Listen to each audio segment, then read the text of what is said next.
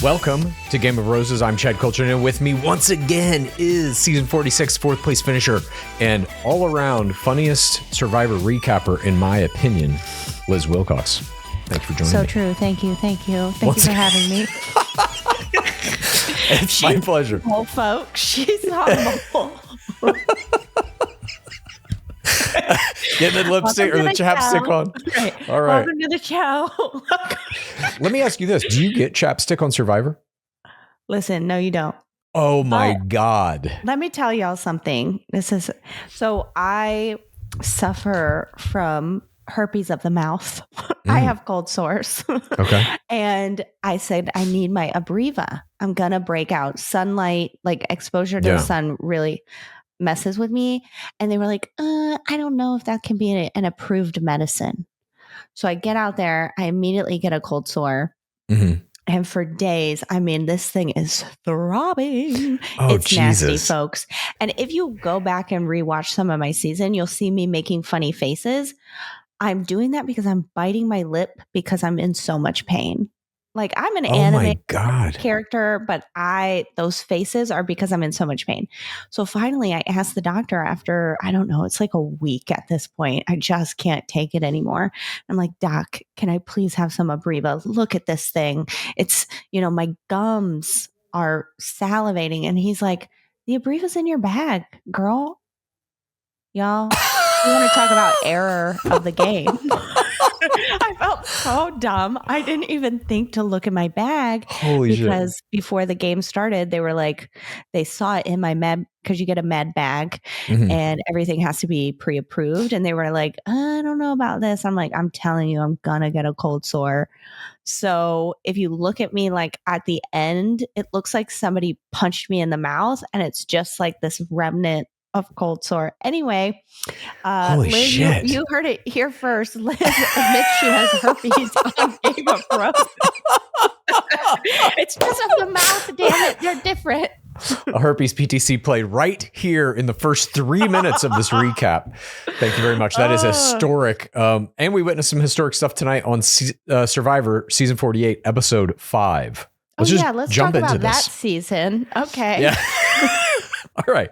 Portion 1 begins. It's night. Vula tribe, night 9. The first shot we see is of the island. The second shot we see is a close-up of a snake in the night. This is 100% Dark Lord Jeff in serpent form spying on the Vula tribe to see what kind of havoc he hath wrought. And this serpentine form of the Dark Lord himself was my creature of the week. Right out of the gate. I couldn't believe it. They gave me a snake. Unbelievable. Nice. Good for you. Thank you. Vula comes back. I love the serpents. Anytime there's like serpentine, devilish, satanic shit in these shows, that for me makes it a better show. Maybe it's just me. Amen. Vula comes back. Shaheen immediately says to Kyle, hey, we had to vote for you, right? No hard feelings, dude. And yeah, it's just a game. Business is business. Don't hate the player. I guess this works because he's ITMing basically like Thomas was his number one ally. Now he's got to kind of make it right because the California girls are done. And so Shaheen is like, well done, Kyle. He's like praising his game and stuff. This, I assume, is like kind of a common thing you have to do. If you vote for somebody at tribal council and they wind up staying, you do have to smooth this over, right? Yeah, I mean, it behooves you, right? Some people, it's not really in them to do it. But I thought it was a good move on Shaheen's part. And I just loved in his little confessional when he's like, the California girls, it was such a good alliance. We couldn't even make it through one tribal. I'm like, just because the name is good doesn't mean anything. We're learning that right now with Tesla. The product doesn't necessarily live up to the brand or vice versa. We don't know. But I also thought this was interesting that Camilla is kind of saying like, on the outside, I'm playing it cool, but me and Kyle still have this alliance in the group. She basically is saying, I'm going to keep acting like now we're all one big happy family, but she still views herself as being in this alliance with Kyle, which may turn on everyone. We then see day 10. There's a challenge set up. This is not an immunity challenge. Does this usually happen around this time? I think so. Yeah. But I think the reward going to the sanctuary, I think, is unusual. This early or ever? Yes, this early in the pre-merge. I don't think a pre-merge team, tribe, whatever, I've seen the show before, whatever they call them, has gone to the sanctuary during pre-merge. So I actually thought that was really cool. So wait a minute, the sanctuary is usually post-merge. So does it just go to one player? Yeah, it usually goes to, one player, or sometimes they'll put them in teams, not tribes. Okay. And that team will go, or it's, Chad won and he picks anyone but Liz to go with him. Right. Okay, I see. Well, we get this reward challenge and we see the setup. Vula shows themselves and Civa and Logie see that Thomas is gone. We get our first kind of reactions to that. People are surprised by it. And then Deal Jeff, he explains the challenge. You have to throw sandbags at a rotating target, which will release balls mixed with coconuts. Then you have to get the balls out of the coconuts, bounce the balls off of a mini trampoline into a net basket, pick up the basket, race the net basket to a ball rolling platform where people must roll these balls slowly to land in 3 separate little holes, essentially. Yeah, we're loving balls in this episode. We really are. I named this episode Balls, Holes, and Chocolate Milk. A shout out for Nips. I should have somehow put Nips in there too. Anytime I can talk about David, hey, if you're listening, holla. I love that you're relentless with this. I'm so relentless. I tagged him today. Oh my God. On the Survivor page, there was it was him, Thomas, and Mitch doing a dance, and it was name this alliance. And I said something like, the future Liz's ex-husband's club or something, and I tagged all of them. Oh my God. Have they replied back yet?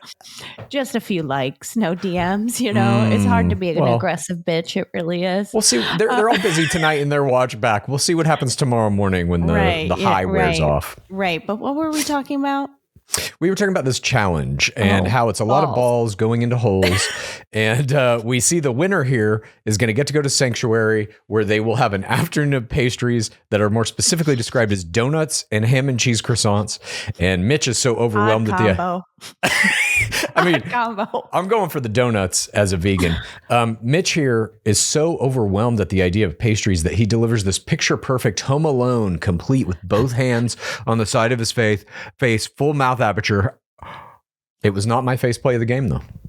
Not mine either, but honorable. Yeah. Honorable mention. I got to say, Survivor has fantastic faceplay. You're getting at least 3 or 4 high-level faceplays every game. That in Bachelor World, you see maybe 1 or 2 faceplays per game, and usually always from the same player. This is a wide variety. Yeah, there's so much going on. And also, and I think I can speak on behalf of everyone who's ever played Survivor, we want to be on TV. We do. We want to be on Survivor first and foremost. But then when it's you're going to be on, there's a camera right here, and there's pretty much a camera dedicated for every person. We are ham and cheese croissanting it up. Well, there was an interesting interview that a guy named Chad Johnson, who's a Bachelor player from a former season, did, where he was the villain of his season. And he was talking about being in the room with all the guys on night 1. And he said something that was a little off color, or at least out of the kind of tone of what the other guys were saying in relation to what they thought about the Bachelorette. And as soon as he said it, he said, all the guys looked at me like, oh shit, did he really just say that? And then he's like, and all the cameras pointed right at me. And I was like, I knew that was the game I was playing. That to me is fascinating about all reality TV, I think. But certainly when you're in a situation like this, where you can win Sanctuary, that means a whole scene is going to be dedicated to you eating those donuts and those croissants. How much does that factor into wanting to win the challenge? I don't think it factors in more than wanting to eat, but I will say that's a different thing about Survivor. They really aren't feeding you versus something like The Bachelor, right? Where it's I want this because I want to be in this scene. Yeah. But that is something I definitely was thinking about, and I went on a journey in my season, and I picked Banu and Ben, who, if you haven't watched my season, those are just giant characters. And the second I got off the boat and they started talking, I thought to myself, Liz, you effing moron. They're not even going to show you in this scene because I can't get a word in edgewise. And that's all I could think about was, wow, you chose the dumbest picks you could ever choose because they're talking so much. You can barely get a word in, and you're not even going to be on the show. So you better say something wild. Yeah, you upstage yourself a little bit. That's an interesting kind of strategic thing that you have to keep in play, I guess, at all times in any reality show, really, if you're in a position to pick TV. people. You're making TV. But exactly. So ham and cheese croissants, donuts. And who knows what else was there? And holes. Balls and holes. So what happens at the challenge, my dear? We see this challenge go down. Cedric is bouncing the ball. At one point, these are kind of the moments of note.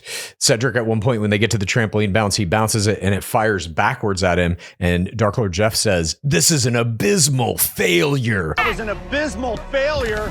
Thanks, Jeff. He lets him have it. Love that. Just outright insulting this man who probably has not eaten properly in at least 10 days. A surgeon, nonetheless. Yeah, exactly. You abysmal failure. Cut to a year from now. Cedric is performing some life-saving surgery on Dark Lord Jeff, and he's like, "Remember when you said I was an abysmal failure?" Loggy has the lead. Loggy wins. David gets 2 in a row after Eva hits the first one, these balls in the holes. Vula gets second, their first challenge win of the season. Then Dark Lord Jeff tells Loggy, "This is the sanctuary win. It's not only going to nourish your bodies, it will nourish your spirits." Is that true? When you get to go to these eating things?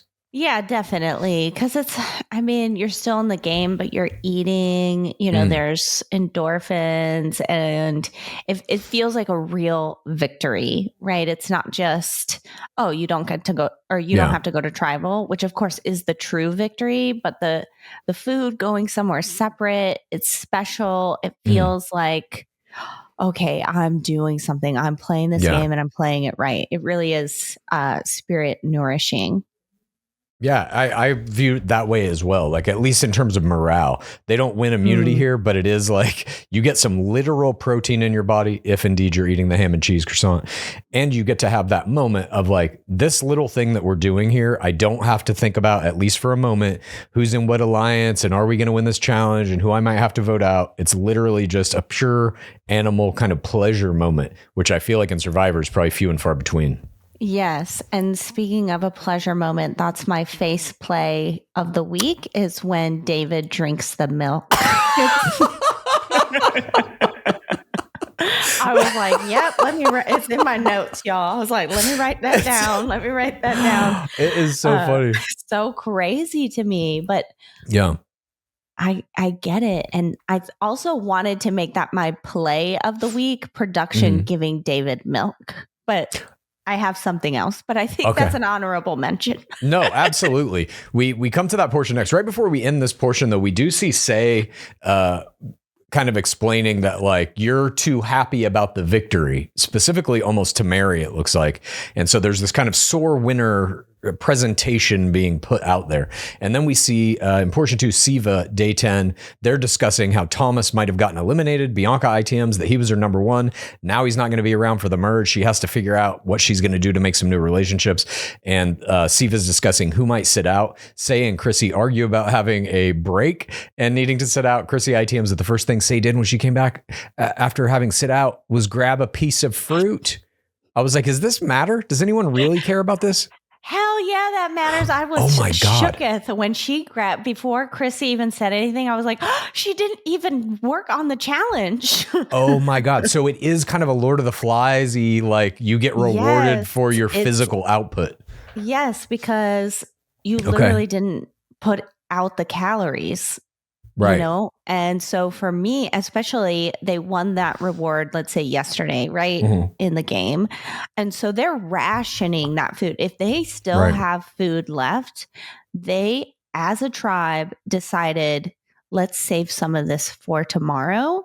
And they probably even said, let's eat a little bit before the challenge and eat a little bit after. So maybe Say didn't eat any before because she knew she was going to sit out. So maybe she is legitimately probably more hungry, but, and this is coming from someone who just didn't eat anything, but I saw the dynamics of any time somebody ate something, everyone asked everyone like, hey, I'm going to eat this apple. Does anyone want to share it?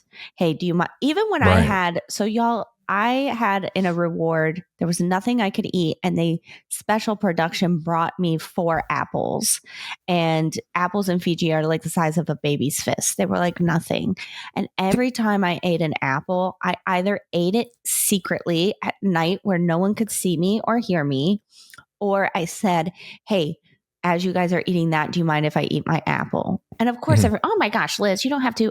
But it was just the dynamic of it, right? Because an apple is different than coconut that you've eaten every day for the last 10 days. And I'm not going to share. Like, I'm not sharing. I can't eat anything else. 4 apples. You guys had pastries. You know, the math does not math. But I knew there would or could be someone that's like, I want a piece of that apple. I'm tired of eating the coconut. So I made it a really big deal to say, hey, do you guys mind if I eat this apple right now? Because I didn't want it to bother anyone. Because you really are very hungry. And I would say most people on the show probably haven't been that hungry ever in their life. And so it feels like a big, big deal. So say I felt like that was an error. And when she was kind of complaining, like, oh, she's policing my food. I'm like, well, sis, this is Survivor. Obviously, she's policing your food. She's starving. And so are you. Yeah, what else are you going to argue about? Exactly. Say has a very brash play style that's kind of like calling people out for what she perceives to be missteps in the social cue arena. But then when it gets forced back on her, she's like, whatever, you're out of your mind. You know what? Nailed it. No further comment. Nailed it. Yeah, for sure. So we see Mitch and Bianca are talking about maybe working together here. They're discussing their partnership. We get a shot of Say engaging in some aquatic sniff play as she emerges from the waves, wiping a knife on her shorts, then bringing the blade to her nose to smell it. I found that to be an interesting shot that they included. Bianca then ITMs that this friction between Say and the entire tribe is beautiful for her. She delivers a full mouth, full eye aperture, head lowered look of elated shock. That was also not my face play of the game. I couldn't believe it. She was like, Chrissy joins in this conversation with Mitch and Bianca. It seems like Bianca is into their little tribe, their kind of mini tribe in here, their alliance. Bianca ITMs a reminder that she doesn't have a vote. To us, the audience. Cedric then talks to Say. Say says, Chrissy is momming her to death, counting the fruit she eats. I don't have to tell you what I'm eating, you psychopath, she says. She believes the number of losses she's incurred has earned her a break and the right to eat whatever she pleases. She then ITMs that she's going to go after Chrissy, and she doesn't trust Cedric fully, but needs his number to get to the merge. And she says as long as she has Bianca locked in, she can do what she wants to do. Portion 3 begins. Sanctuary day. This is the chocolate milk part. We see Civa arriving. David discovers 2 giant carafes of his precious chocolate milk. I couldn't believe it wasn't even chocolate. It was just regular, wasn't it? Yeah. I think they had some chocolate. It looked chocolate to me. He had regular and chocolate, maybe. I don't know. Oh, snap. They eat, they drink, they're celebrating. He's like, vitamin D. Yeah. Oh, okay. I see where we're going. Charity engages in some porcine sniff play herself here. She brings a ham and cheese croissant to her nose, inhales the savory scent. David ITMs that he has milk every day. It's his comfort. He swigs it. He says it's the best high he's ever had, the best glass of milk he ever had. This is whole milk, not that 2% bullshit, he says. He likens himself to Popeye after he drinks the milk. Popeye obviously had spinach where David has milk to superpower himself. Wow, that scene was so hot, to be honest. What?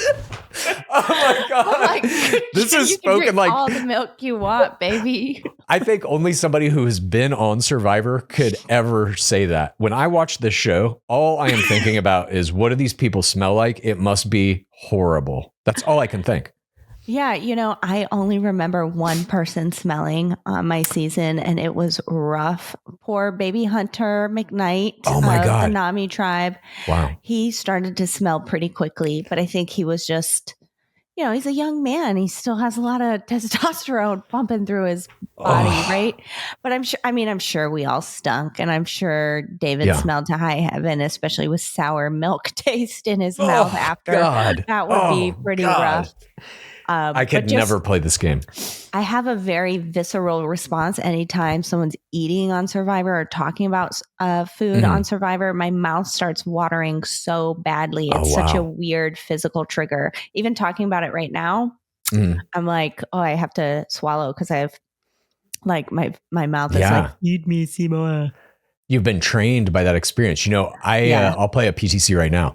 I had a little bout with cancer about 6 years ago that was right here on my face, and they had to cut this big chunk of my face out, had to have radiation, all this shit. Lost a bunch of weight, couldn't eat for like weeks at a time. Wow. And so I went through something like that also changed my relationship with food psychologically. Yeah. And now I have that mouth-watering reaction to things like beets, because I changed my whole diet to be like cancer fighting.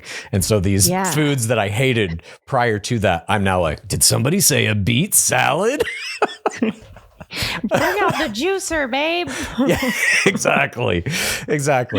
We see here very similar. Finally, Eva ITMs that she is bad at social cues, and Charity, though, comes off fake to her. So she's already kind of planting that idea that she may be going against Charity. And she's like, I have to trust these people, but I don't trust her. We then see Vula day 10 day. They're eating their smaller treasure chest of pastries. Kyle is ITMing that even though they're not that tight, they're bonding over these pastries and the victory. Joe says it's amazing what you can do when you put your mind to it. Shaheen and Camilla play some of their PTCs. Camilla's dad was in the Sri Lankan genocide. Shaheen ITMs that his mom and dad had been through horrible things as well. His parents were Iranian refugees. His dad was in the Imperial Air Force under the Shah of Iran. He got shot down and captured. These are insane parental PTCs. I've never seen anything like this in Bachelor. I've never seen anything like that in Survivor. It might be a one-off story about something like that, but I loved this scene. I thought it was so enlightening, but also very wholesome. Like, wow, these people are truly connecting, especially after a time where, they could be like pointing the guns at each other, right? Like, you voted this way, you lied to me that way. Are they that close? Are they, it was such an amazing moment. And I literally said out loud, everyone should be watching Survivor. This is so good. Totally. And it didn't end here. Joe then plays a PTC about his dad picking cotton during Jim Crow law era. And we see a picture of his dad and his mom. It's a mixed race couple, black guy, white woman. It's unbelievable. Like the amount that is crammed in here that is about like, cultural importance, societal importance, specific importance to each of these players and their identities. And it immediately bonds them. And even Camilla says in an ITM that after this PTC play, they are bonded. She plays tears in her ITM, so it's real. She doesn't want to vote any of these people out now. And they all agree now that they need each other, and they kind of come together collectively now as a group. There's not going to be, at least as they're presenting it now, there's not going to be any animosity, and nobody's going to try and kick each other out. Again, at least as it's presented. I'm sure that will change in the end. Portion 4 begins. This is the immunity challenge, or second challenge of this game. Dark Lord Jeff welcomes the tribes to the challenge area, which looks like it extends into the ocean this time. So we know we're going to have some aquatic play. Dark Lord Jeff notes that Vula tribe has no smiles. Game faces on. They're all walking in. You can really see Shaheen is just like, I'm going to fucking kill everyone. And it seems to work for them. He takes the idols back from Civa and Loggy. And then here's the challenge. You have to leap into the ocean, swim out to a boat, pull it to the shore, get a chest out of the boat, carry the chest to the beach, unbraid 3 ropes, get a key that's on one of those ropes, use that key to unlock the chest, take 3 balls out of the chest, multiple balls out of the chest, dig under a log, crawl under the log, whole team has to go under the log, maneuver the balls then through a table maze one by one, 5 players, each have to get a ball through this table maze to a little hole in the end. More balls in more holes. Loggy sits out Star. Civa sits out Cedric. DL Jeff says, get it on. Does that phrase mean anything to you? That means Jeff, as the executive producer, wants us to play really hard. Like, they don't show him talking to us, but well, first of all, Jeff has a potty mouth. Every other word is the F word, I swear. Oh, wow. And he's like, just fucking attack it. And so that's his CBS version of that. Let's get it on or whatever. Interesting. Yeah. He's the host. Yeah. And also I think he's the biggest fan of Survivor there ever could be. And Of he's course. the executive producer. So he's Of really course. just trying to get you hyped up, and it Yes. freaking works. I'm like, yeah, let's get it on. Even watching it, I was like, balls, holes, let's get it on. Put those balls, go hard in the hole with all your balls. They're gonna get wet first. Get those balls wet and then dunk them in the holes. Drag that boat, man. Yeah. Pull those ropes, put those balls in the holes. Yes, I would say that he's probably the biggest fan of the show other than Mark Burnett, because I would wager that Dark Lord Jeff has made more money off the show than anyone except Mark Burnett, the creator of the show. Mm-hmm. The phrase, though, let's get it on, was popularized in sports by Big John McCarthy, who is in-ring referee for UFC. I don't know if that was known to you before this, but I believe Dark Lord Jeff stole that from him, because certainly it predates Survivor. I remember, do you guys remember Celebrity Deathmatch? It was on MTV. It was a claymation. And I'm pretty sure the referee of that would say, let's get it on. Yeah, that was Big John McCarthy before every UFC match. And he's been a referee in the UFC since, I believe, UFC 4. And he would go, let's get it on. And that's how every fight would start. That was like his catchphrase. So I think Dark Lord Jeff has stolen it for what it's worth. He's a thief. You heard it here first.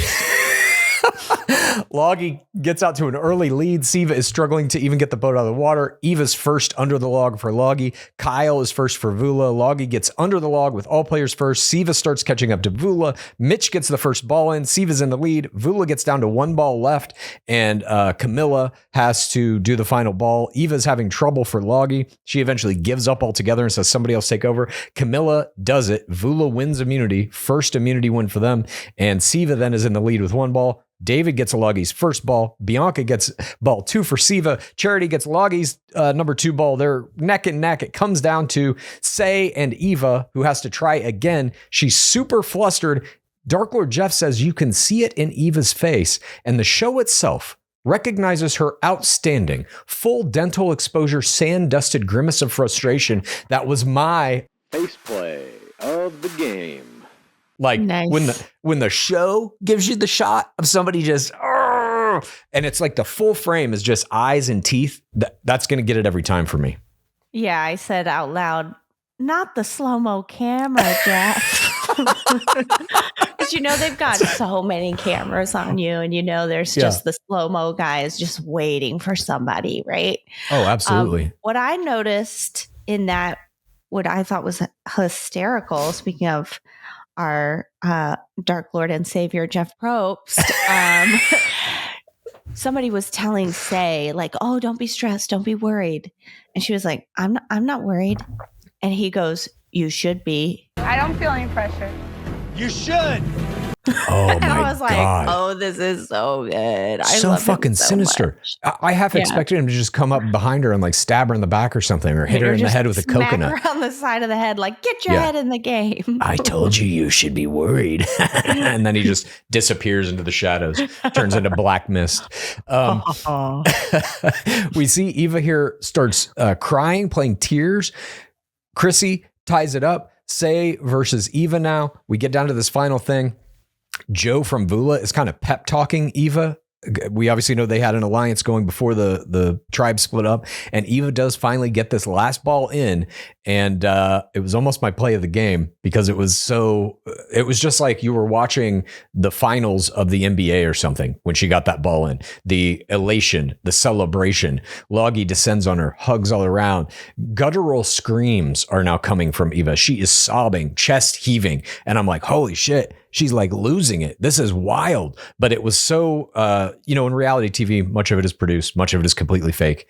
This is not. Every once in a while, you get these moments where a person is like psychologically or emotionally breaking down or experiencing great victory, great joys. And when it comes through in reality TV, that to me is the best moments of all reality television. This was one of them, I thought. Yeah, I love that. And what I want to say in the defense of Survivor is very strategically designed to break you down. They don't have to do it in the day by day, where you hear in reality, oh, they're feeding them drinks or they're, questioning them in this certain way. Like, I think the game itself is just designed to break you down, build you up, force you out of your comfort zone. So Survivor doesn't have to do anything other than just start the cameras for things like this to happen. But I want to say, like, shout out Eva, because y'all, the way I would have crumbled and fumbled and we would have lost and I would have been gone that night. Like, wow, I cannot believe she got it done. Like, wow, wow. What a competitor. Like, all those years of hockey, competitive hockey, playing with men must really have, put something in her to keep pushing. Like, that's crazy. I was like, there's no way she's going to get it, because they even made a point. She was wasn't she the first person to try? And she said out loud, I can't do this. And I'm very much like a positive self-talk person. And if I say I can't do something, I've already given up. Interesting. Right. Yeah. And so I was like, oh shit, especially given her autism and the way she's, risen above, and she used the word mainstream, gone mainstream. I thought maybe she's similar to me in that way of, like, she can't ever let her head go to the word can't. Right. And so when she said that, I was like, oh, it's over. They go on a tribal. Yeah. Congrats, say you're safe another day.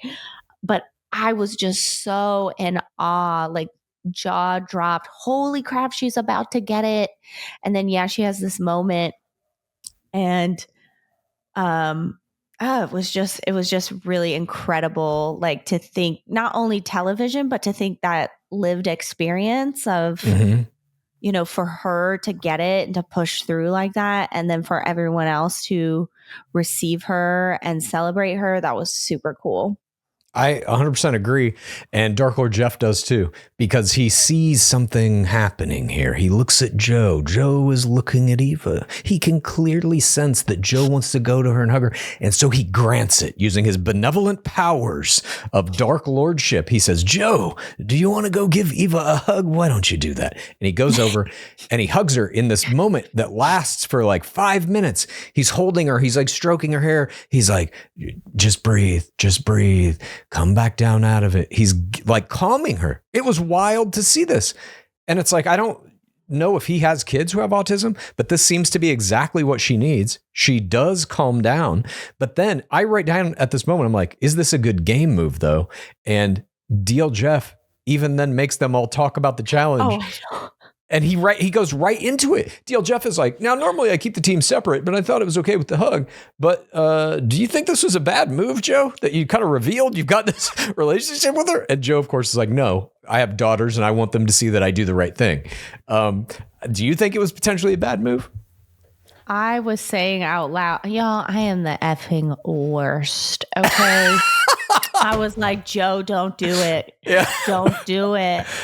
And I was like, well, y'all both just sunk your games. There's no way they're letting you two get to the end.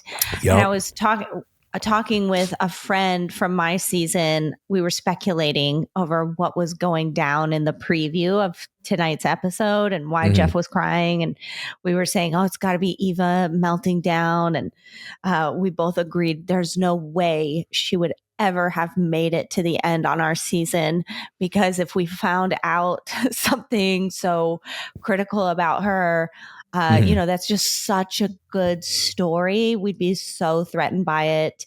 But we're the worst. Season 46 is the absolute worst. We lack empathy. We all ate lead-based paint or something, because we're all like so cutthroat, salivating at the thought of making someone look stupid.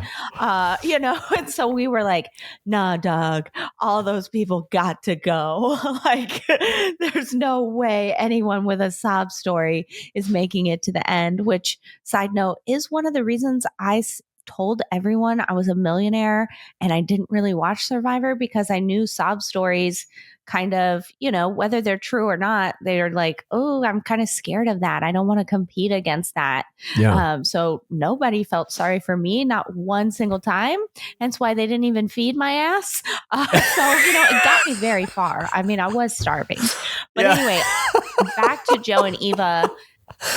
Beautiful moment. Yeah. I'm so proud of Joe. His daughters tonight, I'm sure they're still crying, saying, oh God, I was blessed with the most amazing father. But sorry, girls, your dad does not win this game. That was a huge error. He just lost. And that for me, the only thing I could think during this whole time, yes, beautiful moment, all that, but I'm just like, that dude's armpits probably smell terrible, and he's forcing her face right into one of them for like 5 minutes. That maybe is what calmed her down. Honestly, hot. Super hot. Wow. Well, what happens next is DL Jeff says, Eva, what is happening here? And she plays her autism PTC to everyone. Doctors told her that she would not be able to have a job. At most, she'd be able to marry somebody else with autism, but she was able to be mainstreamed. It's not anything bad. It's just part of who she is. She has episodes when she gets overstimulated, loses control of herself. She can't believe she finished the challenge. And when she finished, she got extremely overwhelmed. No one knew what was going on except Joe, who was the only person she told. Mitch plays tears here. She says, let's take a step away from the game. I advocate for all autists needing help sometimes. And Eva's group autism PTC was my play of the game. The group applauds. DL Jeff explains that it takes courage to play Survivor, to be brave enough to share your story. I've got daughters. And he does Dark Lord tears, dark tears coming from the Dark Lord's eyes. You ever seen this? No, never. He even says it's never happened. He admits, I don't cry. I mean, I told you, his nipples were hard when I was starving. I think we talked about that in episode 3 of this recap. I was surprised, but also, he is a person that loves love. Mm-hmm. And I think the older he gets and the more the casting has changed so much in this new era of Survivor. And they really want, I think we talked about this in the last episode, they really want people who have overcome something. Mm-hmm. And I think he gets really inspired by that in his old age, because homie's like 63, right? Yeah. So I think he was just overwhelmed and he just let it fly. It's the new era. Anything goes. And he did blame it on his fatherly tendencies. So I think he saw that relationship between Joe and Eva there, kind of mirroring a father-daughter type thing. That might have gotten to him. Because I can't imagine, like, at this point, this is season 48 of this show. Yeah. I can't imagine that he has, like, personal affinities or actually cares about any individual players. You saw that in Bachelor with Dark Lord Chris Harrison. By really season 5 of that show, this dude loved the suffering, didn't give a shit about any of these players. And I think Probst has to be the same way, because just volume, you know what I mean? Yeah, I think it's interesting. I'm sure, it's out of sight, out of mind, but I think in the moment he does care about us. But I mean, whether it's selfish because it's great TV, you know what I mean? But he does, I will testify for him that he is quite involved in the casting process. The second person I talked to was Jeff Probst. Whoa. Yeah. So my casting director reached out to me. I talked to her a few times and she said, you meet Jeff right away. He wants to meet everyone. So he's meeting people that will never be on the show. Right. And we talked, it was over 15 minutes. It was an over 15-minute phone call. And I hadn't even taken a psych evaluation yet. Right. So he's meeting a lot of people. When I say Jeff is like the #1 fan of Survivor, I really mean it. And so they do spend a lot of time in casting. And I met Jeff 3-4 times after that. He was kind of there every step of the way. He wants to meet you in person, all of that. He wants you meet every producer on the show before they even give you the green light. And so they really do take the casting seriously. But I think to your point, once it's over, it's kind of over. And I think at a certain point, maybe he's jaded or whatever, it's just pure volume. He's not as sympathetic as I thought he would be after the games, but I think he's also changing his tune to that because during our season, it was maybe 3-4 weeks after the season started. It was him and a couple other like higher up producers. They met with us on Zoom, and it was they were just talking to us like people. And they said, hey, in the past, we've made the mistake of just once you're gone, and we never think about you again. And we understand that that's really messed some people up psychologically. And we were on Zoom, I think 2.5 hours just shooting the shit. And it with was other players, or it was just you and the producers? It was the entire cast. Got it. And I think 3 or 4 producers. And they were just, we were just talking Survivor, talking life. Wow. He asked and it was Jeff asking, he asked each individual player, how are you doing? How is this affecting you? That's so cool. I thought that was above and beyond. Yeah, I mean, really, we're in this new era of reality television. You're starting to see now third wave is just taking over. Hulu has, I think, 2 new shows coming out. One of them's Got to Get Out. Netflix is going to have a show. I want to say Peacock has another third wave. All like Traitors-y kind of things or House of Villains-y kind of things. I'm telling you, as soon as that happens, as soon as you get one of those calls, hit me up. I will help you dominate whatever fucking game that is. Love it. This is not bullshit. I'm picking these games apart, finding the systems. Eva played her autism PTC. I'll play mine as well. What I get from it, other than like being overstimulated by basically everything, light, sound, smells, physical, tactile sensations. Other than that, what I get from it is the ability to see patterns and shit, I think at a level that people who don't have autism don't see. And so breaking down systems is like something that I love to do, which is how I've trained people to go into The Bachelor and dominate that game. Now I'm doing it for Traitors. Now I'm doing it for House of Villains. Whatever show you get on, just please let me break that system down with you. I would love to do it. I would die for that. Now let's go back to you said Eva's PTC was your play of the week. I'd love to hear why you chose that. Because first of all, it was celebrated by everyone. And this was a symphony of PTCs. We saw Camilla, we saw Shaheen, we saw everybody, Joe, all playing these PTCs about their parents, which were like, oh my God, they've survived civil wars. They've survived Jim Crow laws, all this horrible shit. And you're like, nobody's going to beat any of those. Then Eva comes out. It's the timing of the play. She plays it after she has just won this incredibly difficult challenge and had a breakdown. She plays it as an explanation for the breakdown and also as something to be celebrated that she's overcome this in her whole life. Not this ball game is really symbolic of everything she's had to endure since childhood. So it plays this bigger part in kind of the identity she has as a character in the show, and certainly as her identity as a player in the game. But it also forces them all to be like, wow, you're amazing. And it forces every player, even on the other teams, to clap for her, rally around her. It gets a fucking tear out of Dark Lord Jeff Probst, which he himself says is historic. It's like there wasn't going to be a bigger moment in this specific game. And I think it also gets her some sympathy. I think it will be harder to cast a vote against her if they would have had to go to tribal that night, which they didn't. And I think that wears off probably by the next tribal council. But at least for this round of the game, she has become impregnable in her defense by playing this PTC. I felt anyway. Yeah. The jury is out for me because I would feel, yes, of course, celebrate, amazing, can't believe it. But I would be so confused. Like, do I use this? Like, do I try to be this person's ally, or do we just cut her out? And then and I'll say, this could be a downfall of mine of like, oh, well, maybe I can just use her. Like, what do I know about autism? She said, oh, I've struggled to make connections, Maybe I could just use her. And maybe that would be my downfall as well, because she's obviously much more clever than I think she even gives herself credit for. Right.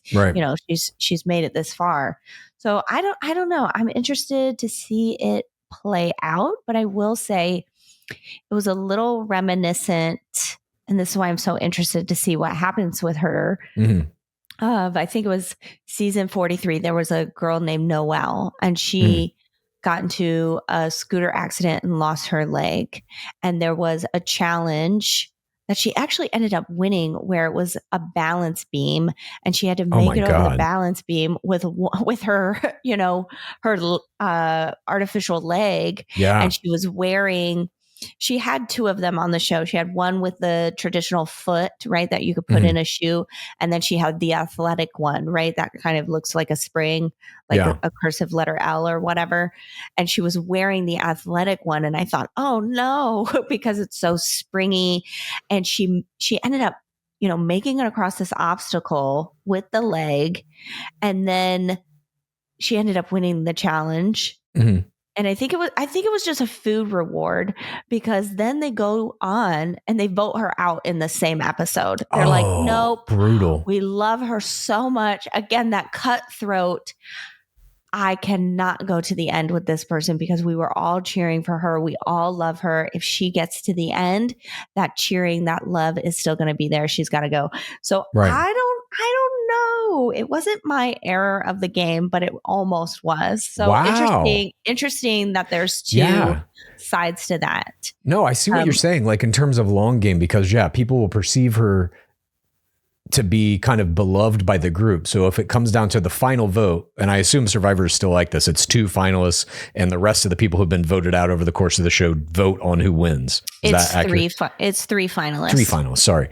And so, it seems like she is too beloved. You don't want her to be in that final 3. You're fucked if she's one of the final 3. I'm voting for her. I'm a vote for her over, somebody like Star or, 4 Nips. It's like, you kind of You wouldn't vote for 4 Nips? I would want to. Yes, of course you would. Come on. We all know the truth here. We all know how Liz feels about 4 Nips. I need a shirt. Or at least a mug. Together we could have 6 nips, assuming you only have 2. I don't know. I only have 2. Okay. Y'all, I don't know. I'm still, the jury is out on that. But also it could, each cast is different, right? Totally. They could literally the way Star, we'll get to this in a second, is like, oh my God, I'm so inspired. They could all be like that. I don't know. I could see some version of it where like Joe, Eva, and who I don't know who the third person is, but I could see some version where Joe and Eva are in the finals and Joe tells the group, vote for Eva. I want her to win this. I could see something like that happening, and that could be just enough numerically to like sway the vote. But I agree with you. I think she's dangerous in the finals because of this. That said, Survivor is like a weird balance of like, you're trying to play this long game, but you also just got to make it through this round. And if you don't make it through this round, you ain't playing the long game either, So period. I don't know. It's tough to say. For me, it was the play of the game because it elevated her to the main character of this episode at the very least.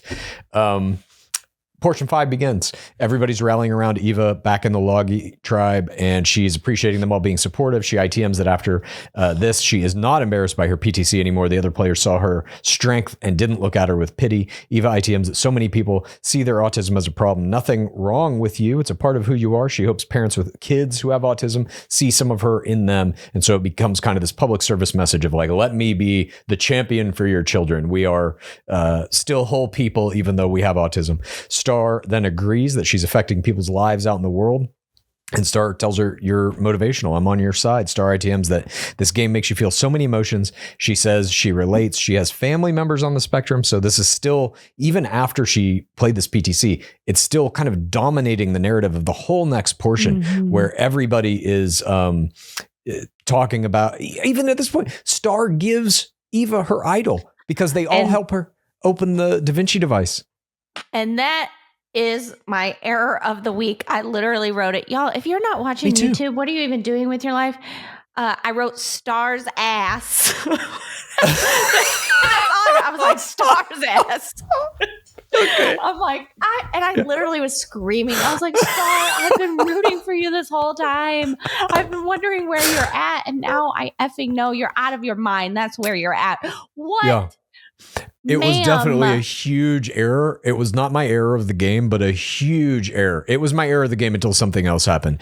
But I couldn't, I'm like, there is, in my opinion, there's probably no circumstance in which you ever give away an immunity idol, right? In front of everyone. Yeah. Now I'm thinking, number one, why the hell are you even out here on this island? How the hell did you even get cast? Number two, are you now in Eva's pocket? Eva now has you wrapped around her finger. So both of y'all got to go. And it's going to be easier to get rid of you because she has the idol. Exactly. Like, what? Girl, wake up. I mean, I get it. You go out there, all your plans. We've talked about this on previous episodes. Sure. Your plans go out the window. You forget all the things you told yourself you were going to do. But I don't know. And maybe this is me overanalyzing, and I really like Star. And I'm like, are you just feeling so out of your element that you don't know what to do? So you're just doing the very first thing that comes up in your head. Like there was, and you could see it when Star, she starts talking louder. And I mean, her physical presence gets larger as she's like, yo, I'm so inspired, this and that. And then she's like, you know what? I got something to say. And she's standing up from, they're sitting on a log and and I'm like, no, girlfriend, think for 2 seconds, before you say what you're about. I don't know what you're going to say, but you're getting riled up. Yeah. But I mean, the bottom line is this: Eva won that challenge, played that PTC, got Star to give her the idol because I think part of it too was she solved the Da Vinci device. She was the one who found the correct word to open it. Nonetheless, it was a huge error. We move on to portion 6. Civa comes back to their camp. Chrissy is trying to say, oh, we all did a great job. We didn't win, but that's okay. That's wrong, obviously. Bianca then ITMs that her first tribal is absolute dread. She has no vote, but she does have a plan. She starts talking to Cedric to get basically Cedric and to agree to vote Say out. She ITMs that she's going to try and pit all these people together. Her plan is to get 2 people voting for Chrissy, 2 people voting for Say, so that it goes to a tiebreaker, which her name would not be a part of. So they would have to then vote for one of them. And it looks like she's doing this correctly. She's telling Bianca that Cedric's going to vote however she wants. She ITMs this comparison, Say then ITMs this comparison of Cedric to a dog who doesn't know how to walk on a leash. That was so funny. I loved that. I mean, Say is, people may not like how she's playing the game. She's fucking hilarious. In my opinion, she's like one of the most entertaining players on the season. Mitch then is asking Cedric and Chrissy, who do they want to be in a challenge with them? They should vote that way. Like, who should we push out that we may not need in a challenge? Chrissy's trying to get Cedric to vote for Say. He ITMs that it's not quite time to get rid of her. Mitch is then telling Cedric that you're going to have options if you vote with us, basically saying vote for Say. Chrissy then ITMs that he doesn't lie to people. She thinks he's with them. Chrissy then tells Bianca that Cedric's voting with Say. Bianca's like, oh shit, I'll talk to him too, because her plan's kind of altering now. Bianca then talks to Cedric about this Say vote. Cedric says, I'm grappling with it. Bianca asks Cedric if he's trying to work with Say in the future. He says, well, it's going to be a liability. I don't think she trusts me. For now, I'm going to vote Chrissy, which would make it a tie vote between Chrissy and Say.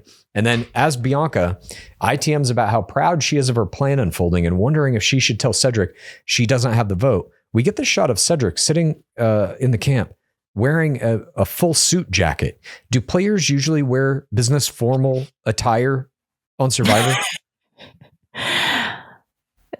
If they tell you to wear it, you put it on.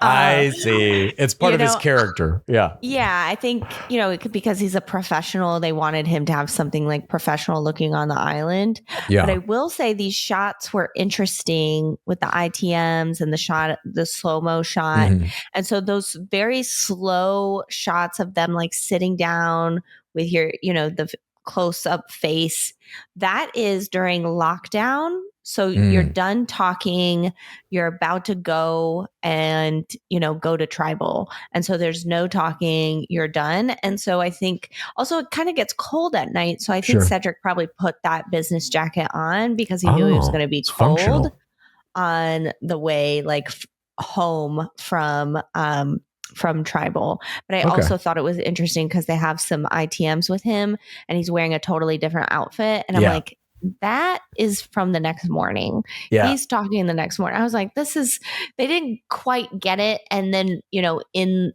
the later parts, I was like, oh, that's why. That's what it must have been a last minute switch up. They have right now a 90-day last chance resort. They have a couple who is entering into an open marriage, at least in the narrative of the show. If you follow them on Instagram, you know that they have already gotten divorced. She is already with another guy and has his child. And so in the course of shooting the regular season, you see her not pregnant. But then there's a couple of ITMs they have that they needed her to come back and shoot to make the story work. She's fully pregnant. And you're just like, wait a minute, though. Are they still married? Whose child is this? It's absolutely wild when they shoot ITMs out of order. That's the most egregious example I can think of. But yeah, that's wild. They don't normally do that on Survivor. And they say, if we didn't shoot it, we didn't get it, and but every once in a while, they'll have you go over the night before type of thing. But I think Cedric has a great wardrobe. He looks great in that blue and green. Honestly, this whole cast is hot. This is Survivor has done something to you. It makes you only attracted to people while they're playing Survivor. Liz Wilcox is desperately single. So holler at me. I sincerely hope David hits you up at some point. We'll make this happen. I'll see what I can do. I've been responsible for relationships in the Bachelor Nation world that have led to marriages, in fact. Bianca tells Cedric at this point she wants to build trust with him, and she hopes he won't tell Say. She makes him promise, you're not going to go run back to the group and tell anybody this, right? That's right. Well, I don't have a vote. Huh? Cedric is like, oh, really? Oh, really? Yes. Literally says that. I was like, this is mind-blowing. Cedric is the best. Bianca telling Cedric that she doesn't have a vote was my error of the game. She had this shit locked up, and then she plays this admission. I could not believe what I was seeing. Why would she ever do this? I don't get it at all. Bozo. I guess she feared the next day that she would have to clean things up and be like, hey guys, sorry I lied to you. But it's in my opinion, this is called blaming the process in Bachelor. You just blame it on the game. You're like, I had to do that. What else was I going to do going into tribal council? Tell you all that I didn't have a vote? I'm sorry I had to do that, but I did have to do it. And now let's move on. I think you could smooth that over. I think so too, but I think it goes back to what Chad and I were talking about, 10 minutes ago about you have to play for today and you have to play long term. And sometimes that gets really convoluted. Right. And it was funny that she said, my gut is saying don't, but my second gut is saying do. Yeah. I'm like, girl, you only got one gut. You ain't no cow. What? Well, later in tribal council, she said she had 16 guts, but we see them finally go to tribal council. Dark Lord Jeff goes into his interrogations and he's asking Cedric that you and Say have been to 4 of the 5 tribal councils. Does that make you smarter about tribal councils? And he's like, yes, it makes you much wiser. And Say's like, yes, you kind of inherently know what to expect and what to look out for during the day, people talking to each other and who you need to talk to. Chrissy is asked about the 2-2-1 former tribe breakdown, essentially. And he's like, it should be an easy vote, right? And Chrissy's like, yeah, Bianca should be the vote. And you're sitting there watching this like, did Bianca's plan work? Did her telling Cedric that she doesn't have a vote, is that going to screw things up? We now know Chrissy was going to go vote for her as she's saying this.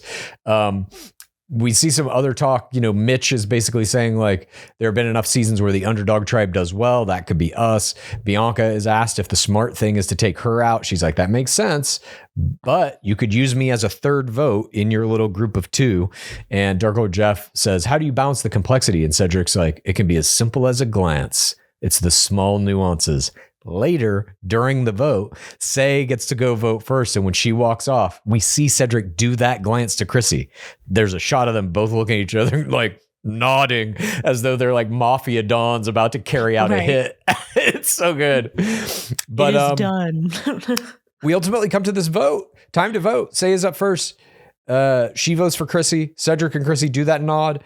Mitch votes for Say. Those are the only two votes we see written on paper. And Chrissy says this is so cool when she cast her first vote. I thought that was good. I love when they show players paying reverence to the game, that it's like, this is hallowed ground. That is the coolest shit to me of all time. Disagree. Oh, you don't like Hate it. Why? Quit sucking the teat of Dark Lord Jeff. I insulted Jeff on my first tribal. Did I talk about this? I said something like, I don't care about the art department. I'm just ready to vote. Like, we could be sitting around with no cameras. Like, I'm here to play the game. I don't know. To me, it's like a circle jerk. Interesting. Like, whatever. Like, let's play. But again, I am a humble bitch. So, it only makes sense. And even, now, like, people will bring that up to me from my season. They're like, I can't believe you said that to Jeff. I'm like, it's just how I felt. They're like, they were never going to put that on TV. I'm like, yeah, in hindsight. But there's something like, to me, I really do view reality television, all reality television, as a pro sport. And so the open games like Survivor and Big Brother and stuff, they do allow the players to celebrate you're a player in this rich legacy of people who have come to all these tribal councils before you, and you get to take it in for a moment. And it really is like when a rookie prospect steps out to have their first at bat in Major League Baseball or something, and they will give you sometimes a little moment where they look at the fucking crowd and just like take it in. Or it's like when some superstar plays in his first World Series or something, or whatever. You get these moments where it's like the kind of time, the weight of the thing you're now a part of is presented in an interesting way. I like those moments personally because I think it gives, at least for the at-home viewing audience, not the players in the game, but it gives us the sense that the game is important, that it's not frivolous reality TV, that there is something very important being made here, and these players are now a part of it. You're getting written into the history books, See, I always thought of it as like the direct opposite of what you said. It's like, wow.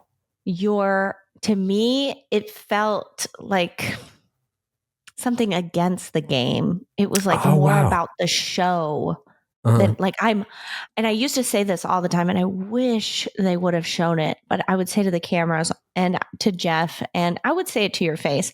I say, some of us are on Survivor and some of us are playing Survivor. And there's a big difference. Which one are you? Because people would say, oh, look at this. It's so cool.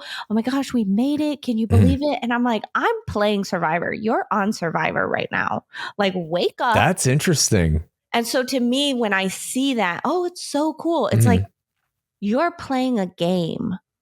Get your head in the game. Like, oh, you're on TV. Ooh. And I joked earlier, like, oh, we all want to be on TV and that's great. But like, we're going to be on TV, whether or not, we circle jerk over here. And so for me, it always feels like, and it felt like even out there when people were doing that reverence sort of thing of like, you're so mesmerized that you can't even play the game. Like, I can't play with you because you're literally drooling at the producers. You're drooling at Jeff.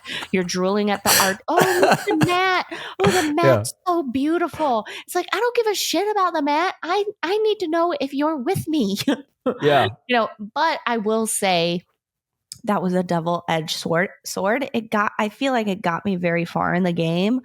But when I didn't win, I fell very hard and I didn't enjoy my experience. Like what you're saying, like stepping out on the field. Oh my gosh, I'm here. Like I never once had that moment. I didn't allow myself to have that moment. And that was, in hindsight, something I wish I would have done. So well, good for Chrissy. Good for Chrissy for taking the moment, being humble. Something I'm working on. For what it's worth, I think you're going to have that moment again in a third wave show, maybe several of them. So, wow. Thank you so much. You might have that moment when you step out of a black limousine, or what do they use? They use black SUVs onto the gravel driveway of Alan Cummings' castle in Scotland for season 5 of Traitors, 6 maybe? 4 I think is already cast. Well, I really appreciate you manifesting that. So y'all write into Traitors if you're listening. Write into Traitors and let them know. I may be able to do something. We'll see what I can do.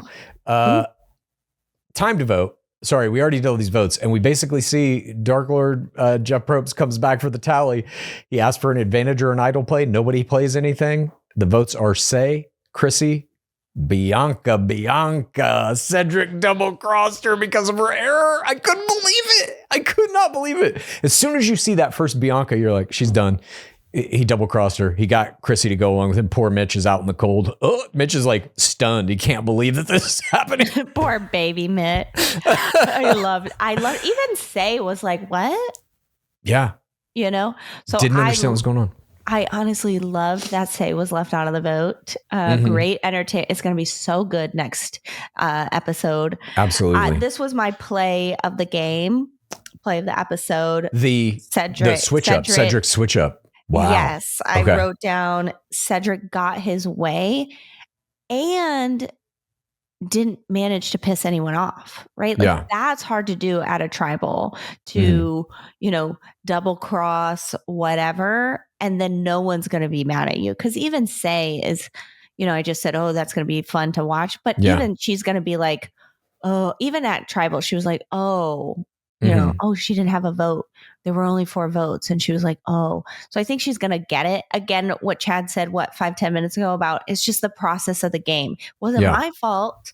And he'll even be able to say like, it was lockdown. I couldn't talk to you. Like he'll be able to kind of whisper that. Right. Yeah. And she'll be like, oh, well, shit. Yeah. She'll have to believe him or not. And it'll be more drama. Right. But I think that was so smart because I wasn't expecting it. Not from baby said. No, not from Cedric. I didn't expect it either. I didn't expect it when the first Bianca vote. I was like, what? And then I was like, Cedric? Yeah. I was like, who did he rope in? And I'm like, Chrissy. Ooh, a duo I didn't think I would like, but let's see where this is going. I loved it. I thought, honestly, I kind of loved Chrissy's, I don't know if arrogance is the right word, but her kind of like, her spine growing bigger. She got some swagger this episode for sure. Like, there were only 4 votes. She's not from Jersey. She's from Michigan. I'm from Michigan too. Well, maybe she's from Minnesota or something. What's the accent? Oh my God. Please do another accent. Whatever you think it is, please do that one. Oh my God. Oh. I am from the Midwest and I have the worst time with a Midwest accent. I'm literally my brother and my sister-in-law talk just like Chrissy. Yeah. I used to talk just like that. For some reason, I can't do it. I can't do it. But when I'm with them, I can do it. But anyway, her and her accent, we're talking about where's the vote? And I was like, okay, Chrissy, I want to see more of that. Where's that attitude? I think it's going to come out next week. So for this week, who was your MVP? I didn't have nobody. I thought this was a mess of an episode. Wow. All right. I guess maybe Cedric, maybe Eva. I really couldn't nail down an MVP. The chocolate milk was the MVP. Because it got drank up. It got drank up.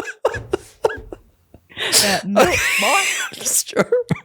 The chocolate milk was the MVP. Well, my MVP was a human being. It was Eva for her play of the game, for her autism PTC, for solving the Da Vinci device, for getting the idol from Star, for pulling herself under that fucking log with no help. She was like stuck under that goddamn log and just muscled out of it. She blew my mind. And she had my face play the game. She was the whole episode to me. So she gets my MVP. Congratulations, Eva. All right, Eva. Chad told me. You can have it. Milk, get in the No, back. please do not take back your chocolate milk MVP. Oh, I didn't do my creature. Oh, sorry. Yeah, go ahead. My Who you creature got? was the swarm o' birds. Ah, yes. It was right after they lost the challenge and whatever the tribe name is that lost, and there were all these swarms of birds just strutting their stuff all They were very over the Hitchcockian. trees. Yes, that was my creature of the week. All right, fair enough. That's a good creature. Thank you, everyone, for joining us. This concludes our recap of episode 5, season 48 Survivor. Thank you, Liz Wilcox, for joining us. Please tell everybody once again where they can find all your stuff. Yeah, of course. So this is my last episode of the season with you guys. Thank you so much for having me. Please, and it has been my pleasure. Yeah, thanks for all you listening who have reached out and, I've really enjoyed interacting with everyone. Now, if you're like Chad and Lizzie and you have your own content and you need help monetizing it, that's what I do. You can go directly to lizwilcox.com, hit the hot pink button. It'll give you everything you need to get started. Thanks so much. Fantastic. Thank you again. This has been an absolute pleasure. Anytime you want to come back to discuss anything, literally, I'm in. All right. Thank you. Please rate this podcast. Please review this podcast. Please get a friend to listen to us. And then please rate this podcast. Please review this podcast.